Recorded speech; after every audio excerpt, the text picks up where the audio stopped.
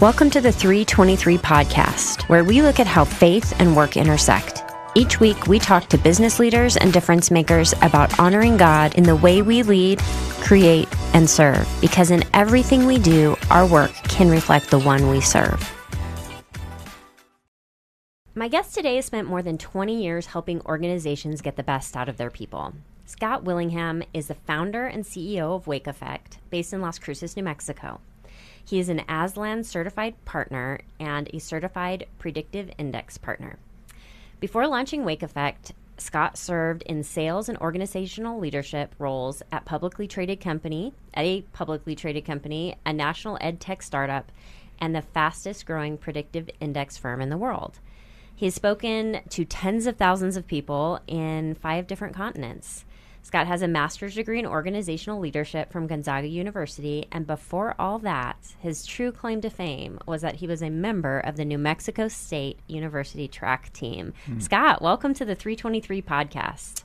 Tiffany, it's an honor to be here with you. Congratulations on the podcast and all that's going great with C12. Thank you so much. Yeah. Well, you and I met a few months ago and just had a super engaging conversation. I really enjoyed talking to you, and immediately was like, you got to come on the podcast. We got to share your story with our listeners. So as we start, tell me a little bit about your faith journey. Where did that start? Yeah.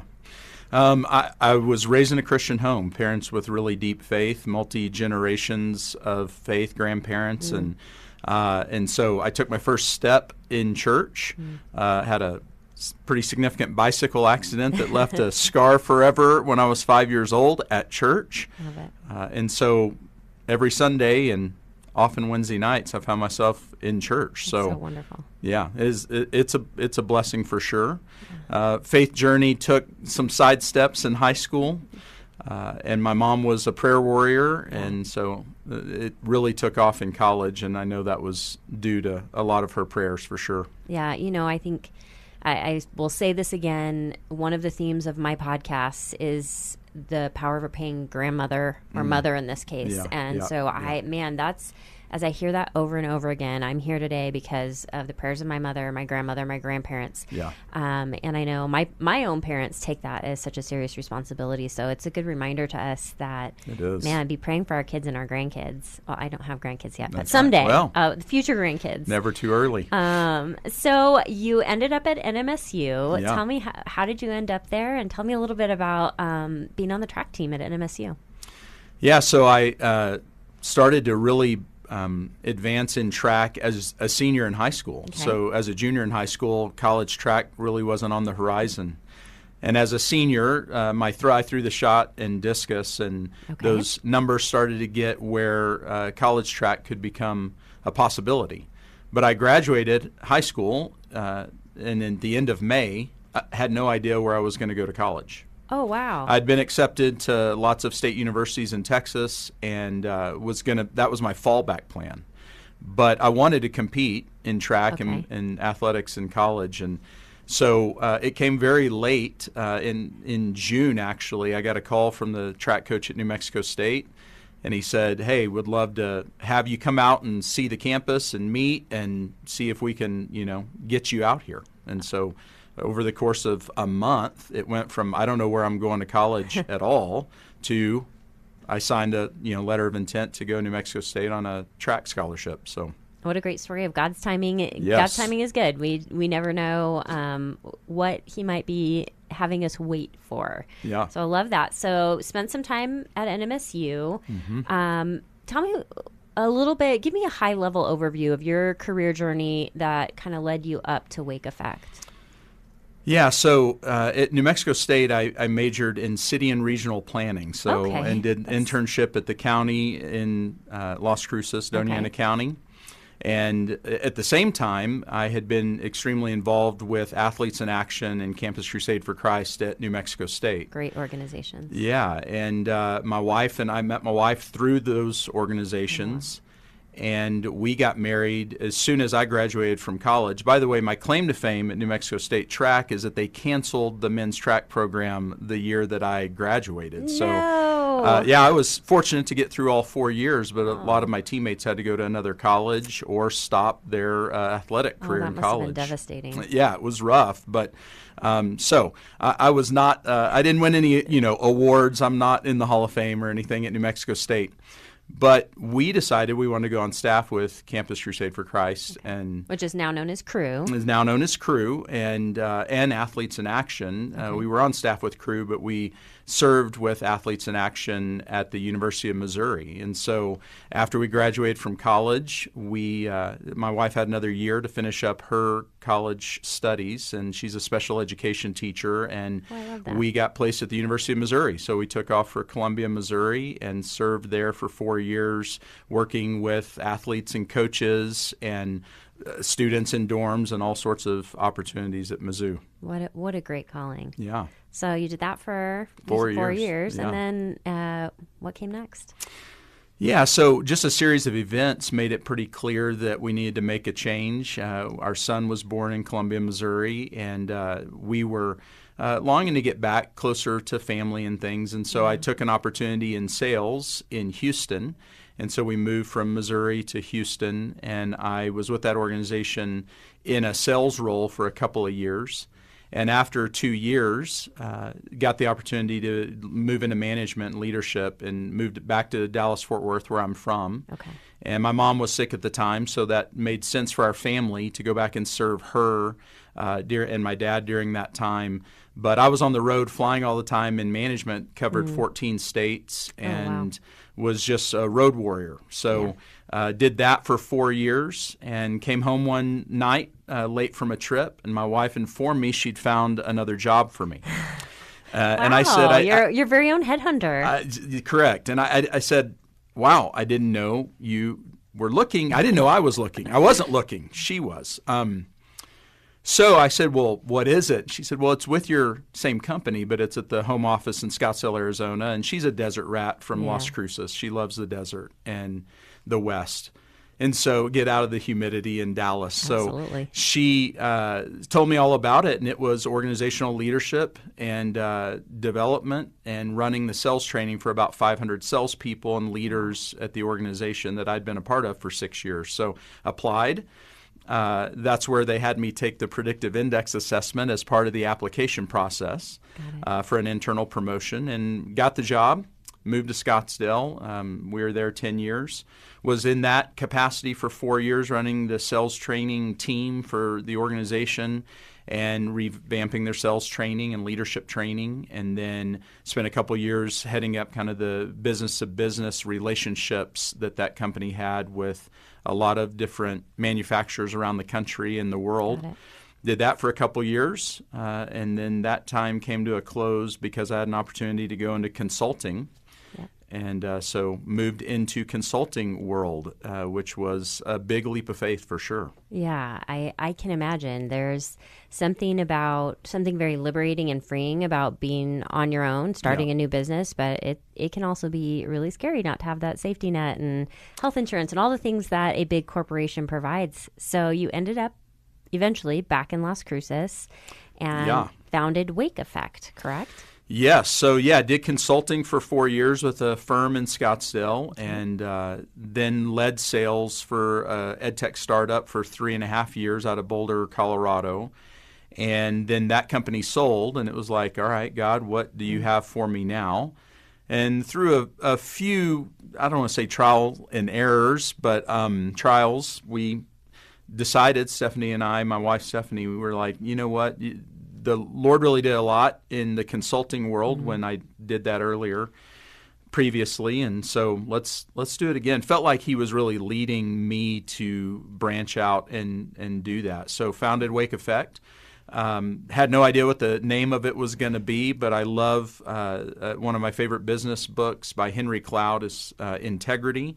He's a big boating guy, and in chapter 2 he talks about he's on his dock in Florida at his home, and he's watching boats go up and down the bay, and says that you can tell a lot about a boat or a ship by the wake that they leave behind them. And so I took that and went, that's it. because I wanted to devote my life, my time, to helping leaders, helping salespeople leave the right wake or legacy behind them with everybody that they come in contact with.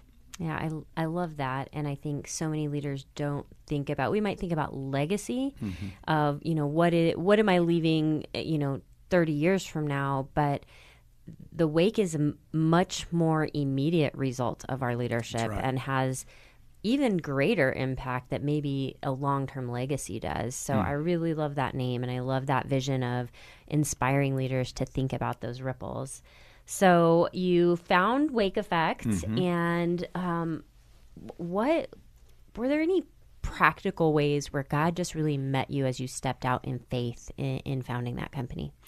Yeah, I had been through this before when I left a vice president role at a publicly traded company after 12 years and went home and told my wife I believed that it's time to go. And she said, where? And I said, well, myself and some other former colleagues want to start a human capital firm. And she said, what's the name of it? I said, we don't have a name. Where's the office? There is no office. What's the insurance? There isn't any insurance. How many clients? There's no clients. Oh my goodness. We're literally starting from scratch. Oh. That was the hardest year by far of our marriage up to that point and since. Wow. Now going through it a second time, she and I had seen the hand of God and providing in some really just incredible and specific, tangible ways during those 4 years, especially the first year or two. And so this second time around, she had a lot more faith, if you will, and confidence that, okay, let's jump out and take this on again. But the same thing, starting, didn't have a name, didn't have an office, didn't have a client, no money coming in, and started again at ground zero. Yeah.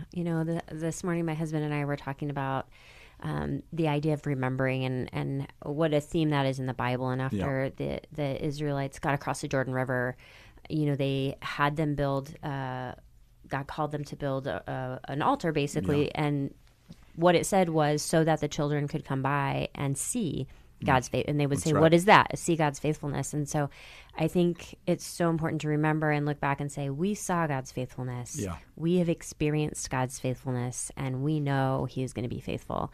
And again, that doesn't always mean he gives us our wildest dreams or that he is faithful in the way that we would pick him to be faithful, but he's always faithful. And so you're right. Remembering we saw God's faithfulness, he's going to continue to be faithful. Yeah. So how does leadership, you teach about leadership, you talk about leadership, but now you own your own business. Yeah.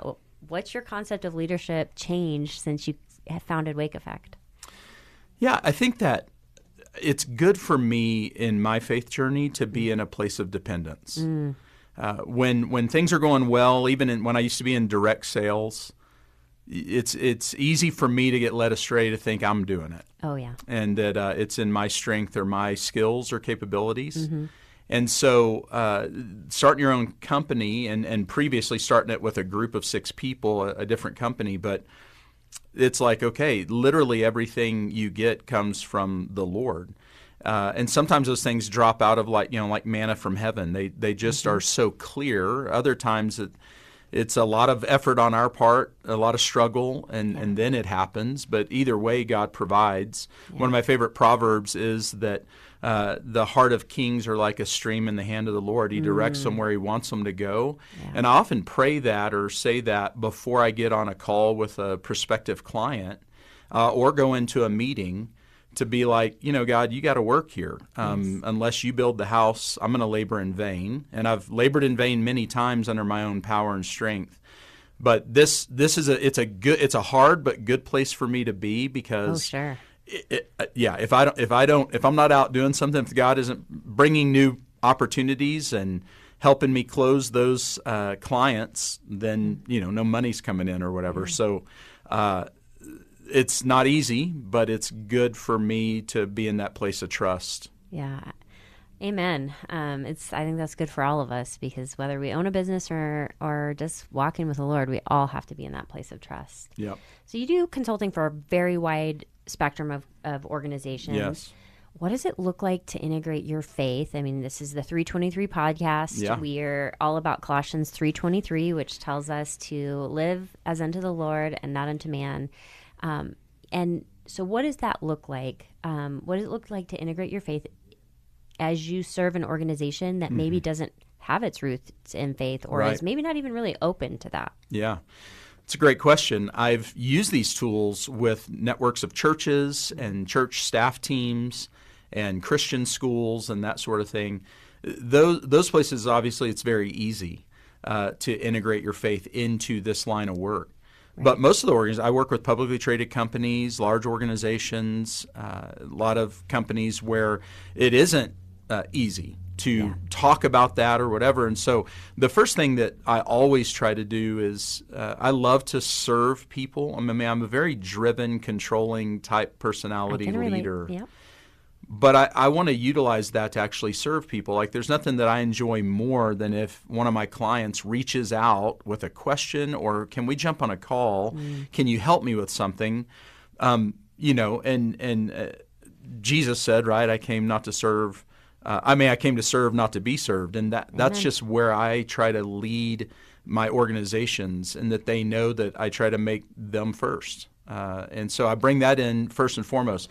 Other ways, it isn't easy or natural, but at times to incorporate a proverb into training or with a group or to talk about the work that I'm doing at my church that I'm involved in or to talk about prayer and ask people how I can pray for them if they're going through something that I know they're going through. And that's a way to let them know that, like, I believe in prayer and I'm going to pray for you. And so that's some ways that I try to integrate it into this line of work.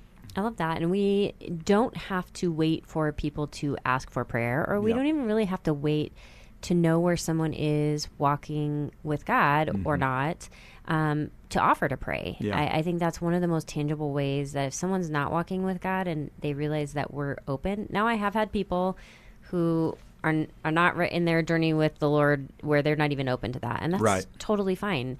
But there's certainly no harm in asking. And I have seen how that has opened doors to someone's heart to then, being open to hearing about the Lord and hearing about other things. So that's great. So your tagline for Wake Effect is that people are our greatest and most complicated asset. Yeah. What do most organizations get wrong about their people, and where does Wake Effect come in? Well, the latest Gallup of the state of the American workforce from Gallup report came out. Okay. And 28% of the American workforce is engaged in their work. That's a low number. It's a low number. A little over 50% are disengaged, where a job's just a job because it's a paycheck and they have expenses. Yep. And then about 20%, 18 to 20%, are actively disengaged. So they hate their job or their boss, the company, the mission, or all the above. But if you think about it, only 28 out of 100 employees in the United States, that's the average. That's the stats that they're projecting. Love their boss, their company, their work. They're excited to go to work every Monday and devote another 40, 50, 60 hours a week to an organization. That kind of fuels this idea that humans are not cogs in the wheel of an organization.